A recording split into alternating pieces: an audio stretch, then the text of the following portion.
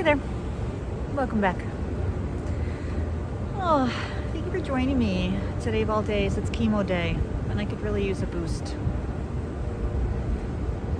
I did have the most marvelous weekend celebration of my friend Natalie's 40th birthday, my wife and I's 21-year anniversary.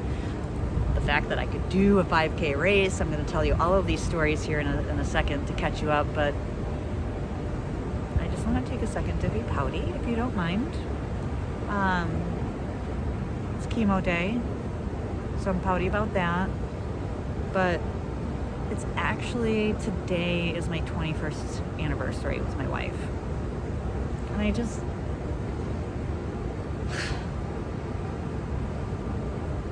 wish that we could have come back from this amazing weekend and just had a week to hold on to that, you know. But it's not like I could change my chemo because I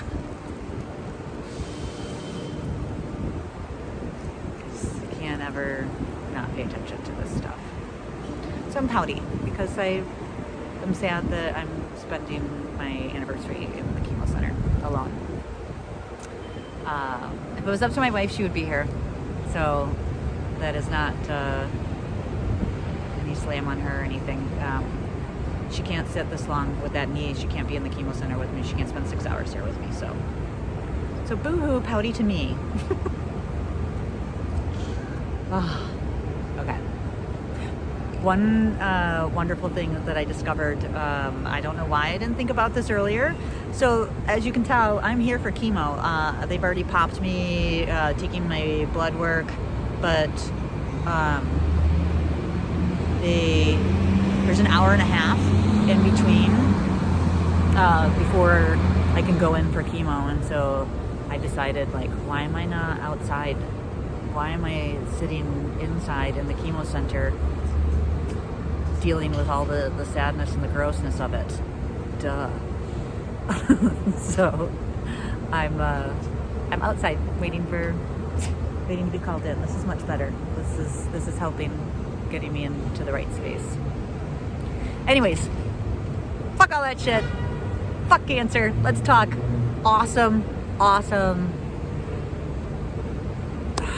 heartfelt, amazing weekend.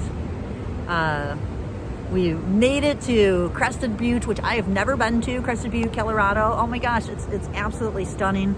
I had the greatest surprise. I did not expect fall colors because I don't know why. I was just thinking that it's pine trees around there or whatever. But anyways, it was beautiful. The beautiful yellows and fall's my favorite time of year. So that was just amazing. So Colorado, just imagine beautiful colors of the mountains. We get there, and my friend Natalie and her husband and her kids are already there, so we meet up together.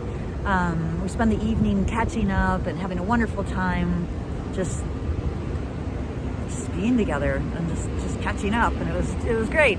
And then the next morning we woke up and we went to the place that Natalie was staying and had breakfast together, and then we went to the 5K race. Now remember, this race was a 5K for cancer charity fundraiser that my friend Natalie decided that she was going to do for her 40th because she grew up there and she wanted to do this race, fundraise in my honor. When she shared that with me, I said, oh fuck girl, I'm going to be there. So we made plans, and there we were, getting ready to run a 5K together.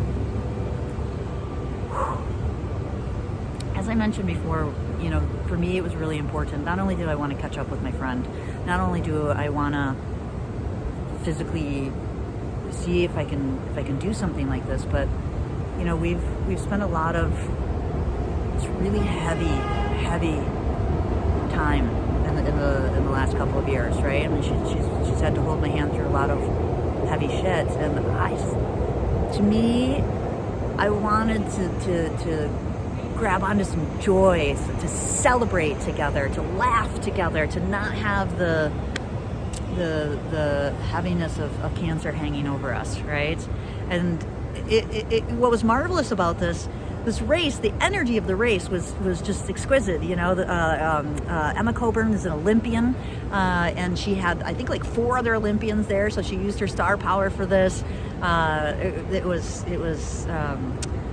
local high schools competing against each other at first, and then the fun race, and I met so many other people living with cancer, but in a joyous way, in a like, and I know that sounds fucked up, and it is, like, but everyone was just super grateful to be here, to be on a beautiful mountaintop on a gorgeous day, celebrating life, and that was so powerful. And I got to, you know, it's one thing with cancer, like, you just realize you don't have time to be shy. You don't have time to any of that stuff, right? And so cancer takes away the barrier of strangers. I met some really awesome people, and you know, I think the funny thing is when cancer people get together, we all share our medical information like it's playing cards, right? And what surgeries have you had? What treatment have you had? What doctors have you gone to? Is there anything that can help me? Can we share with each other? You know, it's I don't know, it's great. And I ran, and I finished. I did not run the whole way. I ran and walked, and my lungs were on fire. It was 10,000 feet, and it was just, but I did it. And I did it in a pretty fast way. I did it in like 50 minutes. That's amazing. It's just, man, there's so many joyful tears. And it just set the day was just, it just made it amazing. For the rest of the day, we just wandered around the mountain and played, and had a big family dinner with tons of friends and family. Outdoor place. We did as much as possible. We tried to mitigate our behavior with COVID. It was amazing. My wife met me at the end of that race, and she was in tears. I was in tears. And to be able to spend time with my friend Natalie and Michael, just seeing the people that they are today, and seeing how they like behave with their kids. They're just amazing parents. My friend Michael is the most patient. He's the dude you want to have kids, you know? Like, you want him to be a dad because you want him to be a dad of boys. You want more men like him in the world. It's just so cool to see that. And share stories of years past, and just, the whole weekend was just joyous. It was amazing.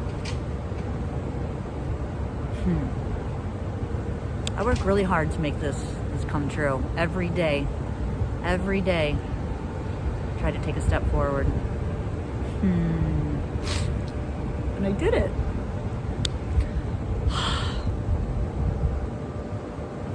That's what I'm going to think about as I walk back in. I just got the text. I got to go, so they can hook me up so I can be here another day. Hopefully another anniversary, another birthday. It was really awesome. It was awesome.